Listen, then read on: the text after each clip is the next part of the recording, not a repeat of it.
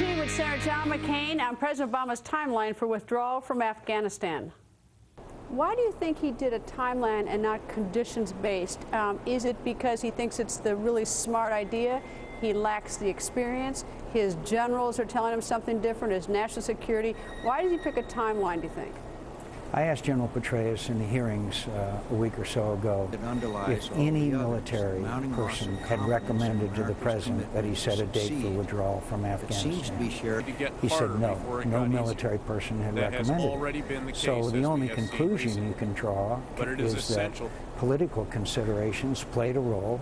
In other words, the left base of his party played a role in that decision. It certainly wasn't because of a military recommendation.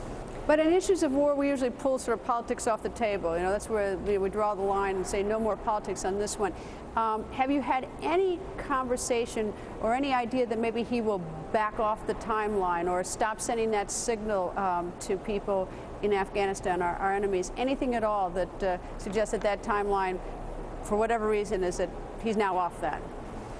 No, but the interesting contradiction here is that the Secretary of State, the Secretary of Defense, General Petraeus have all said the right things, that this should be conditions-based. At the same time, his spokesperson, Mr. Gibbs, says it's, quote, etched in stone and he has the chisel. On one of the Sunday shows, Rahm Emanuel, his chief political advisor, said, absolutely, we're leaving beginning in middle of 2011. So there's conflicting messages, and the president in Toronto gave, to me, most confusing message, and that was, he said, and I quote, we're not going to turn out the lights and close the door. What in the middle of 2011? What does that mean? Well, can you call him up, or is there any way you can pull along his Democratic colleagues in the U.S. Senate and say, look, what's going on, because this is not an inconsequential topic. We have men and women, fighting for us over there. I mean, this is not one that we can just sort of ignore, an issue we can ignore.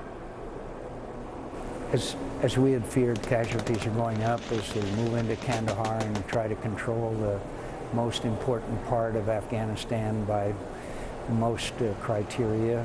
I wish the president understood that you cannot sound an uncertain trumpet, and our failure in Afghanistan will cause consequences that you and I haven't time to discuss on this program, but it's very serious that if we have to leave the region and the other players in the region accommodate. Is he, in your view, and I don't mean to put words in your mouth, is he stubborn? If his secretaries are saying things that you say are the right things, if his generals are saying something different, are he and Robert Gibbs the two sort of the lone survivors on this in terms of that we're getting out beginning next July? I don't know the reasons for it. I know that he has a base that is very unhappy, the left wing of his party. We just saw that in votes in the House of Representatives, and I'm not unsympathetic to that. But again, the fundamental of warfare is that you go in with victory being the object. And victory means an Afghanistan that has a functioning government that will never return to being a base for attacks on the United States of America. Today, Vice President Biden was very, I don't know if cheerful is the right word, but he was very encouraged about the effect of the stimulus bill from last February. And you smile. Or should I say you smirk? I don't know. What is it?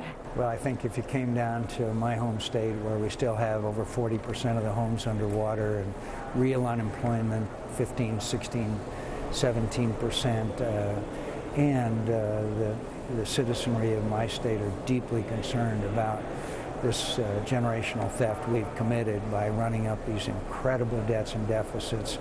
I don't think you would get that reaction from the citizens of my state. I don't think Erskine Bowles was also sort of alarming us a little bit on this deficit, saying it was a cancer from within. So it sounds like there's people sounding the warning signals. Stop the spending. Stop the spending. If you want to spend more money, pay for it by cutting other things. The size of government has doubled since 1999. They increased domestic spending by some 20% in the last year. Look, stop the spending. Our European friends are even imposing austerity measures. I never thought I would look at them as any kind of a role model. You mentioned your home state. How's the primary going for you? Fine. Good fight. You like it? I have always said a fight not joined is a fight not enjoyed. Any thoughts about what the numbers are going to be come August 24th? I think we'll do fine. Just fine? I think we'll. I think look, a win is a win, but I think we will do just fine. I've enjoyed this campaign, and I enjoy campaigning, and it's been great doing all the town hall meetings, and it's been a great experience. All right, here's one way to get a vote. We got a little tip from someone named Snooki, who of course stars in the, she's Jersey Shore, talking to your daughter, and she said that she voted for you because you're cute. You know, I think Snooki put herself into the smallest minority of voters that voted for me. So that's not going to be your campaign, vote for me, I'm cute? Vote for me, I'm cute. I think the days are long past when I could use that as a slogan. Senator, thank you, sir. Thanks.